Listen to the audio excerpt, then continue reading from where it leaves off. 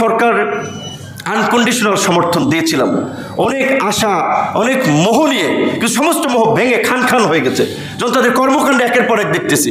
জাতিসংঘের মানবাধিকার কমিশনে দেখেছেন কার্যালয়ে আপনার দিয়েছে, কারোর সাথে আলাপ করেছে। এইটা কি এই non political government, interim government এই ধরনের সিদ্ধান্ত নিতে পারে? এখন মার্কিন যুক্তরাষ্ট্রের সাথে টেরিফ আপনার আলোচনায় সেখানে তারা বলছে যে তারা আপনার প্রকাশ করা যাবে না এমন কিছু শর্ত দিয়েছে, সেই শর্ত পালন করে আপনার এই শার্ট প্যান্ট বেচা অর্থনীতি ঠিক রাখতে তাদের পালন করা লাগবে। কারণ বাংলাদেশটাকে ওই শার্ট প্যান্ট বেচা অর্থনীতির উপরেই শুধুমাত্র ব্যাকবোন দাঁড় করিয়েছেন, বিকল্প নাই। কাজে এখন যদি আমেরিকা এই টেরিফ সমঝোতায় না পৌঁছাতে পারে, অর্থনীতি একটা ভয়াবহ কলাপস করবে, বেকারত্ব বাড়বে, নৈরাজ্য তৈরি হবে। কারণ গার্মেন্টসের 40-45 লক্ষ কিন্তু আপনার মানুষ আছে এবং এর সাথে আরও অন্যান্য পেশাজীবীরা আছে। তো এই মাঝখানে হইল করিডোর, দেখছেন আপনারা করিডোর, এই রকমের গুরুত্বপূর্ণ ইস্যু আমাদের সাথে একটু আলাপও করলেন না। গতকালকে অনেক নেতারা বৈঠকে বলেছেন, আপনারা দেখেছেন হঠাৎ করে 4টা দলকে নিয়ে বসলেন, তারা 4টি প্রধান দল।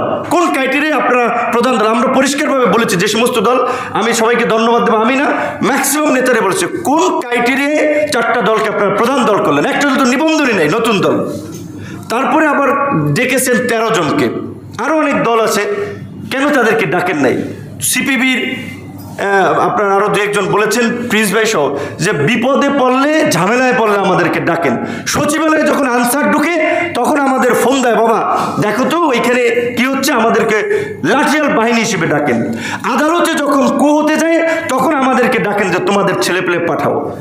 আর যখন পৃষ্ঠপোষকতা করার প্রশ্নটা আসে তখন যাদেরকে করতেছেন তো করতেছেন। আর সবচেয়ে বড় কথা হচ্ছে, আর যখন সিদ্ধান্ত নেওয়া লাগে বিদেশিদেরকে দেওয়ার জন্য, ওই ক্ষেত্রে আমাদের মতামত আপনারা নিচ্ছেন না।